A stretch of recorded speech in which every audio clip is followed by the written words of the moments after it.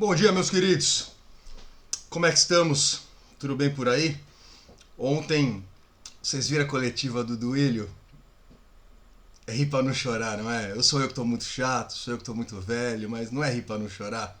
Resumindo, é mais ou menos assim. Tá tudo bem. O corintiano recuperou sua autoestima. Por onde eu ando, as pessoas estão felizes. O corintiano voltou a sorrir. O corintiano tá feliz. Fizemos um baita trabalho aqui. Quando eu cheguei, peguei o Corinthians numa situação terrível. E hoje entrego o Corinthians com as finanças em dia. Diminuímos até a dívida. O time é bom.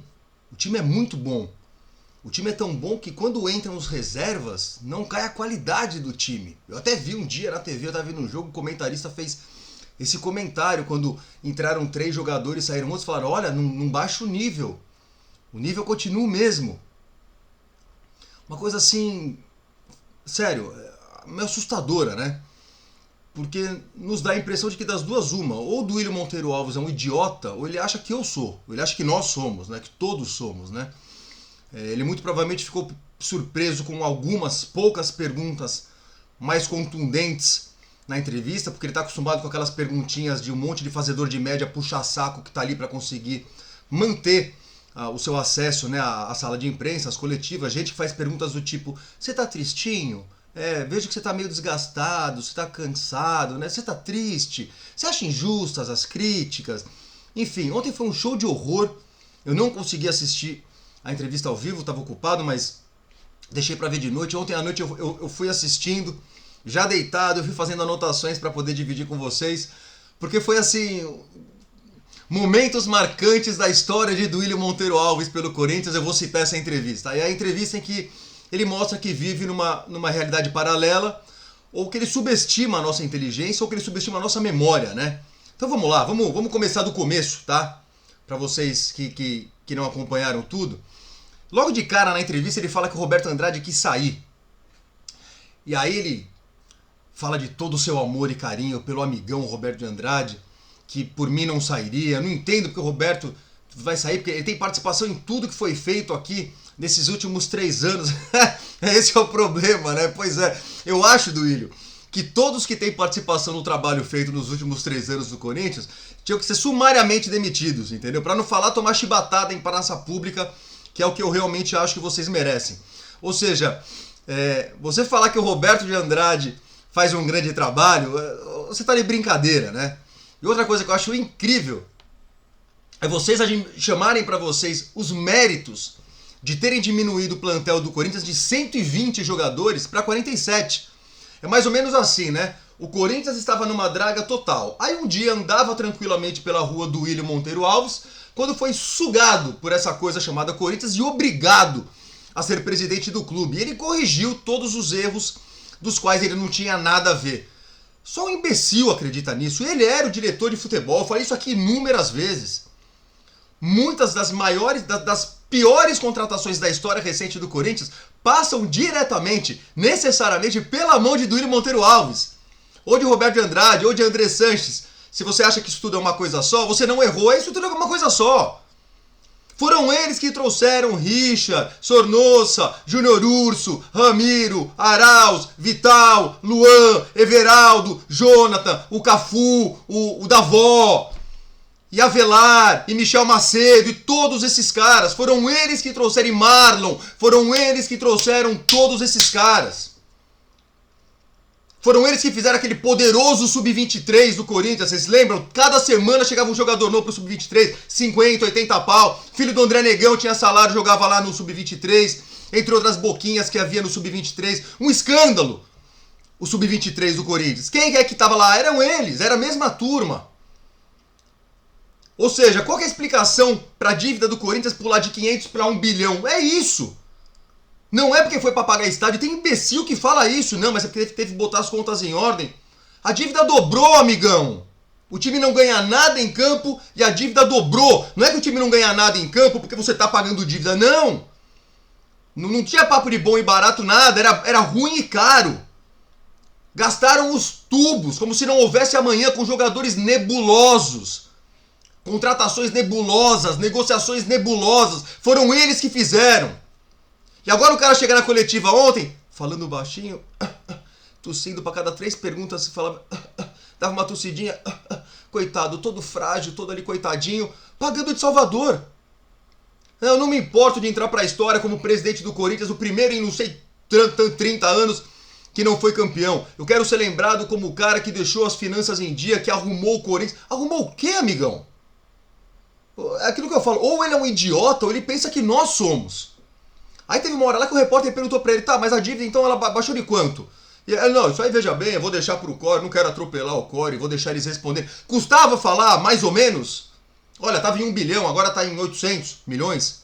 Paguei 20%. Custava falar isso, não, ele foge. É incrível como ele foge, né? Mais incrível que isso são as perguntinhas que o pessoal faz, né? Bom, mas continuando. Então ele fala que o Roberto sai, e a minha opinião com relação à saída do Roberto é a seguinte. Deixa eu arrumar o telefone aqui. Era preciso dar uma satisfação, né? Era preciso que houvesse um bode expiatório. Então, com certeza, chegaram num acordo com o Roberto, falando, Roberto, você sai e eu saio daqui falando que você é o máximo, que eu não queria que você saísse. É isso, né? Porque se o Roberto é o máximo, se o Roberto é amigão dele, se o Roberto tá fazendo o melhor que pode, então por que você vai deixar o Roberto embora, né? Enfim, eu vou chegar na parte já que ele fala que o Alessandro é o melhor dirigente de futebol do Brasil, é uma coisa sensacional, né? Já falei que ele fala da melhora do futebol, melhora em relação à merda que eles haviam feito, né? Ou seja, era um time de jogadores medíocres, que caminhava, repito, pela enésima vez aqui no canal, a passos largos para ser rebaixado. Aí eles perceberam que o caminho não era esse. Que melhor do que ter 16 jogadores ruins ganhando 500 pau, era melhor ter 1, 2, 3 ganhando 1 milhão. Entenderam que no Corinthians é lugar para Roger Guedes, o Corinthians é lugar para Yuri Alberto, é lugar para Renato Augusto. Esse é o nosso nível. Não é Davó, não é Arauz, não é Vital, não é Everaldo. Eles demoraram anos para enxergar isso, né? Enfim, que bom que enxergaram. Ou seja, é apenas uma correção de rumo para a cagada que vocês criaram. E nós não chegamos lá ainda, tá? Vamos chegar já na parte que perguntam para ele se ele realmente acha que o Corinthians tromba de igual para igual com os outros. Muito bom. Aí a repórter disse que o trabalho do Lázaro vinha dando resultados, apesar do Ituano. Se o Duílio acha injusta a cobrança. Aí eu escrevi aqui, quem é a vaca? Lili, porque ele a chamou pelo nome. O que o canal do Povo Escolhido precisa fazer para ter credencial de imprensa? Depois vocês me mostram o passo a passo aí. Eu queria muito estar lá ontem. Nesse momento, acho que uma risada, uma gargalhada ecoaria pelo salão. E eu me levantaria e diria, boa, Lili. Boa pergunta, viu, garota? É de gente como você que nós precisamos. Parabéns pela sua pergunta de se você acha injusta as cobranças. E aí ele diz, meu objetivo era botar as contas em dia e pagar algumas dívidas. Não vou gastar o que não tem só para ter um título na minha gestão. Dobramos o faturamento. Isso é verdade. Aliás, eu quero analisar esses números. O que me chama a atenção não é o fato do Corinthians ter dobrado. O que me chama a atenção não é o fato do Corinthians faturar 800 milhões. O Flamengo faturou 1.200. Tá? Então, ou seja, o Corinthians faturar 800 milhões, senhores, não é mais que obrigação. O que eu quero que ele explique, que a turminha dele explique, é como é que antes era 400. Como é que o Corinthians antes faturava apenas 400? O que eles estavam fazendo ali? Bom, aí ele repete, né, que antes o time ia cair. Ou seja, antes falavam que o Corinthians ia cair, agora já pergunta se o time é a quarta ou quinta força do país. Ele fala isso orgulhoso, né? Ou seja, você tá feliz então, amigão, por esse todo o processo teu aí, seja como diretor de futebol, seja como puxa-saco, seja como conselheiro, seja como o que for, que você tá aí faz tempo, e culminando com a sua eleição para presidência, o melhor que você conseguiu fazer foi evitar que o time fosse rebaixado para ser quarta ou quinta força. Você tá orgulhoso disso. É esse o teu tamanho, é isso? Porque o do Corinthians não é. Mas você, pelo jeito, acha que o nosso tamanho é esse. É exatamente por causa disso que não tá dando certo. Você entendeu, amigão? É exatamente por causa dessa sua mentalidade, é por isso que eu digo que você é um medíocre, que você é um fraco, que você é um dos piores presidentes da história do Corinthians. É exatamente por coisas assim que eu chego às conclusões que eu chego. Medíocre. Ser eliminado pelo Ituano foi azar. Você faz tudo certo. No último jogo a bola bate na trave e não entra. Se a bola bate na trave e entra, foi azar então, né? Foi azar. E aí perguntaram se ele não se incomoda de entrar pra história como o presidente que não ganhou nada, né? O pessoal tá falando aí que faz tanto, 30 e tantos... Eu tentei puxar pela memória. Quem foi o último presidente do Corinthians que não ganhou nada? Porque do Dua Lipa pra frente, se eu não tô errado, todo mundo ganhou. A Marlene Matheus não ganhou, isso foi em 91, né, se eu não estiver errado. Então estamos falando em 23, 33, 32 anos. É isso, foi a Marlene Matheus, né? Então. Aí ele disse que fica feliz em ser lembrado como o cara da boa governança. do compliance e etc. Eu escrevi aqui do lado. Né?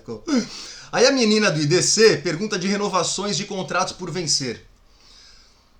Boa.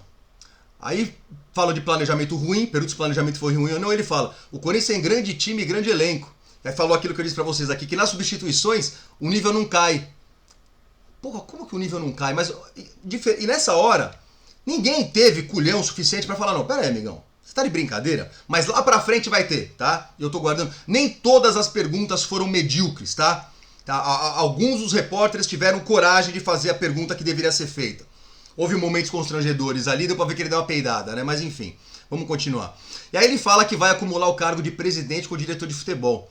Ou seja, se ele vai voltar a ser diretor de futebol, então podemos ter esperança na volta de Léo Natel, Davó e desse nível aí, né? Porque era isso que o senhor nos oferecia quando o senhor era diretor de futebol. O nível era esse. Confesso que fico apavorado quando o senhor fala que vai voltar a ser diretor de futebol.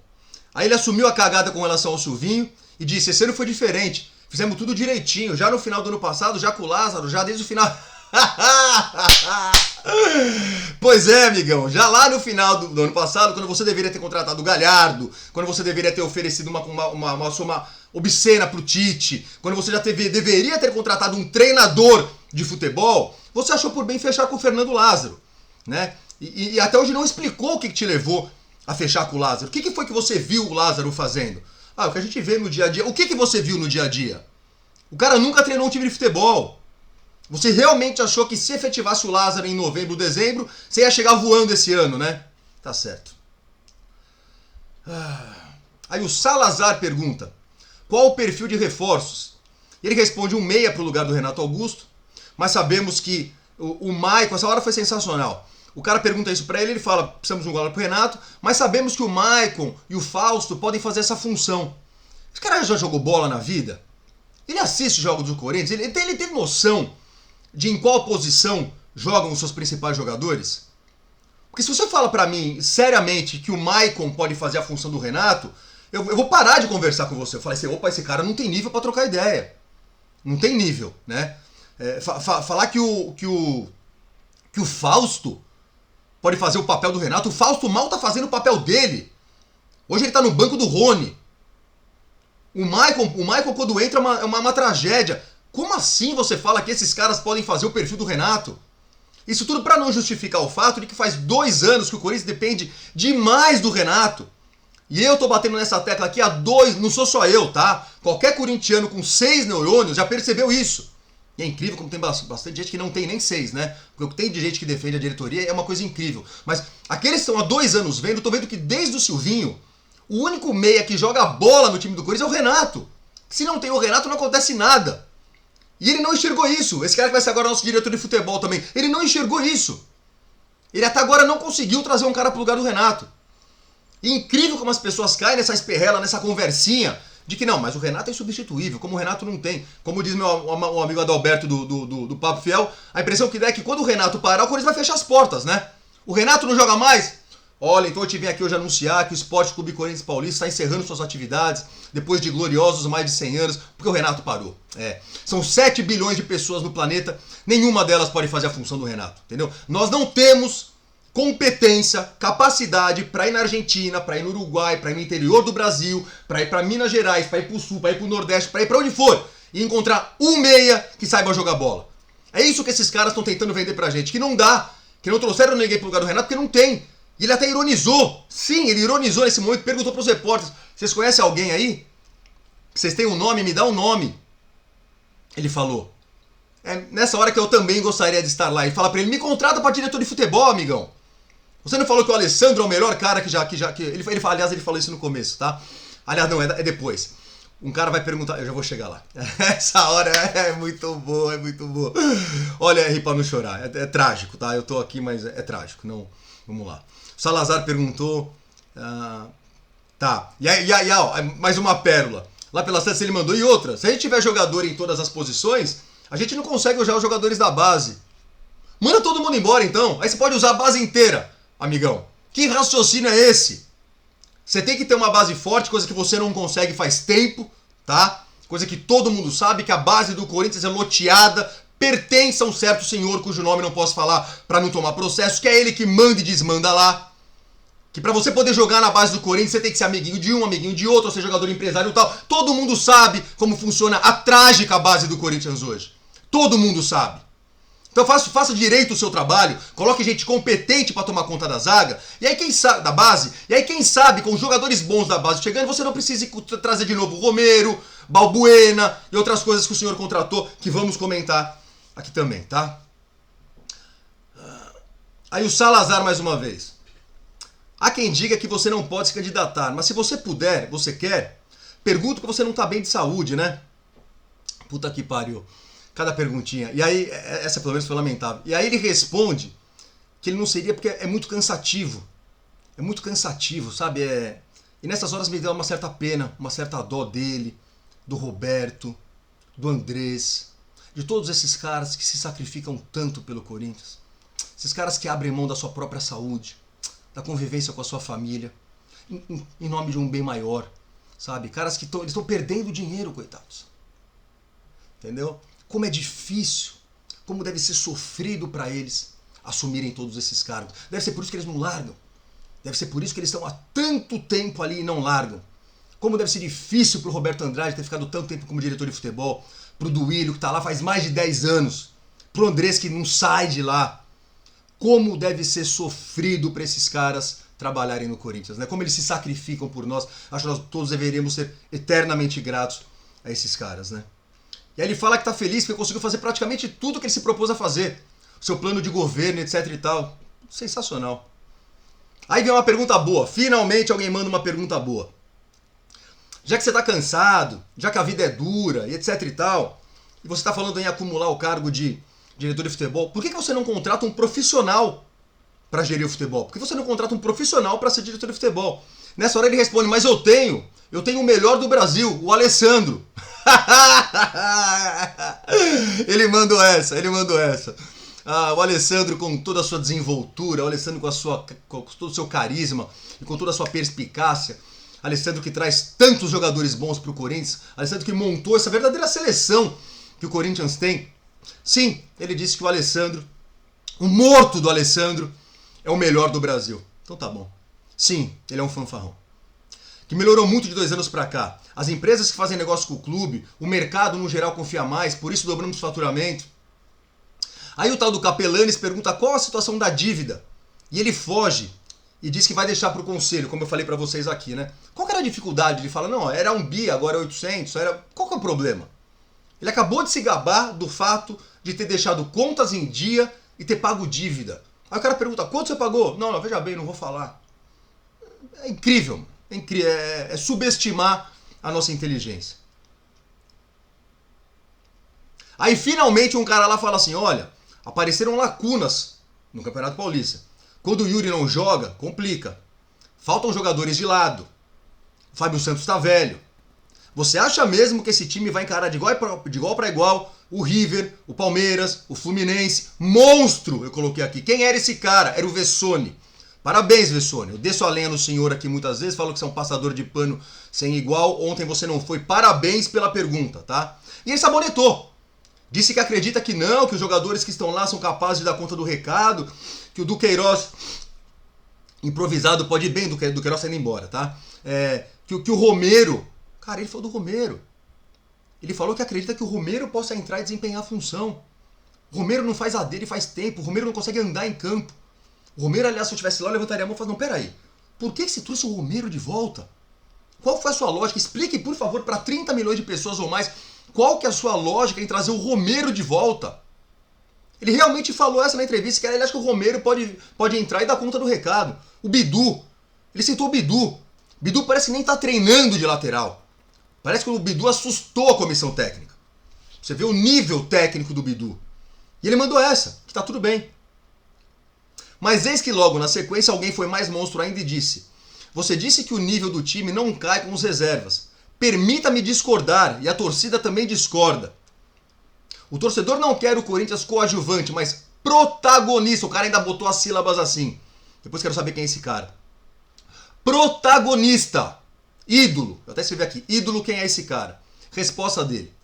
Estamos muito perto de sermos protagonistas. Ah, estamos perto. Tá.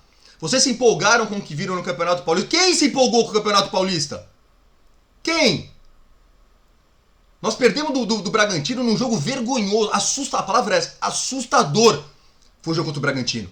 Time que não troca 3 passes, que não fica com a bola, que não dá um chute no gol. Uma coisa assustadora. Perdemos do São Bernardo. Empatamos com a Portuguesa, um jogo assim de sangrar os olhos, de assustar. Empatamos com a Inter de Limeira. Assim, assustador. Mas aí ganhou do Santo André. Ganhou do Água Santa. O Forte Água Santa, que está na final. Olha que parabéns pela gestão. Ganhamos do Mirassol, que chutou 30 bolas no nosso gol. E aí a Fiel Foca. Ai, nós estamos bem. Deu bom esse ano. Não deu. É o Paulista contra o Santo André, contra o Água Santa. Acorda, porra. E nós estamos falando, não tá tudo bem.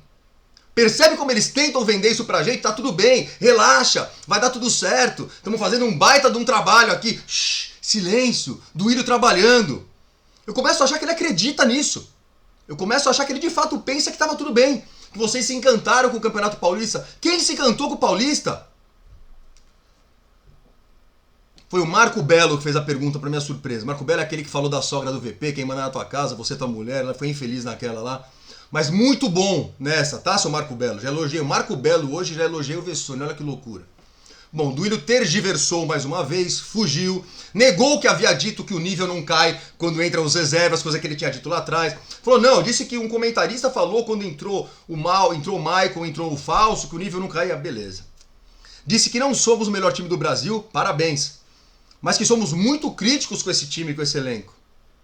Disse que está feliz com o passo que já foi dado na sua administração. Aí o Vinícius Bueno da Globo perguntou da saúde dele essa hora. Se vocês não viram a entrevista, vale só por essa pergunta, porque é patético, é constrangedor, é vergonhoso. É aquela coisa que você tá vendo e fala, como é que um cara desse tá ali? Ele pagou pra tá ali? Ele recebe por fora? O que leva um cara desse? Aí ele falou assim, você tendo que responder perguntas sobre a sua saúde, que coisa, né? O seu homem de confiança pediu demissão. Isso te entristece? Oh, escorreu uma lagriminha minha nessa hora aqui. Tá tristinho? O cara perguntou, foi mais ou menos esse nível que ele perguntou. Se o cara tá tristinho. Ele perguntou isso pro Duílio. Ela, inacreditável. Eu queria estar lá mais uma vez pra levantar a mão e falar, amigão, poupe-nos do constrangimento, não faça isso, você nos envergonha. Você trabalha na Globo, por favor, dê-se ao respeito, faça uma pergunta contundente pro homem. Perguntar se ele tá tristinho. Esse é o nível das coletivas do Corinthians, entendeu? É esse o tipo de gente que entra nas coletivas do Corinthians pra fazer perguntinha, pra levantar a bola pro cara cortar. É assim que funciona. Foi essa hora que ele falou, eu ando na rua, sou bem tratado, meus diretores também. A autoestima do corintiano está alta. Tô satisfeito com o time e com o treinador. Beleza. Tá satisfeito.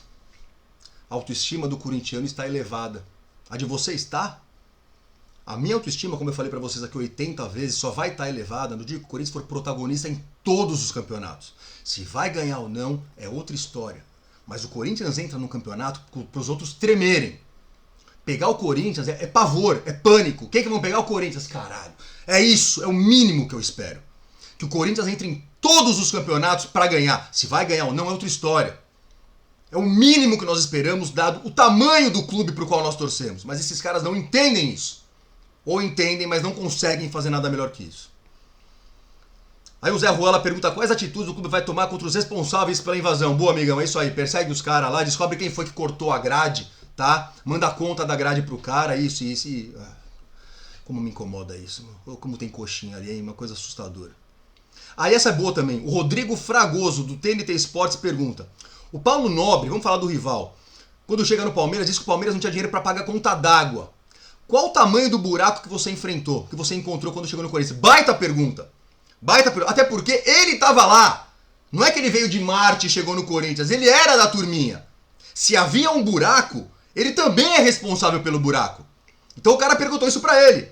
E claro que ele fugiu, né? Não, eu quero olhar pra frente, eu não quero olhar pra trás. Claro que não. Você vai falar mal do Andrés? Vai falar mal do Roberto? Vai falar mal dos seus amiguinhos? Não vai, né? Enfim.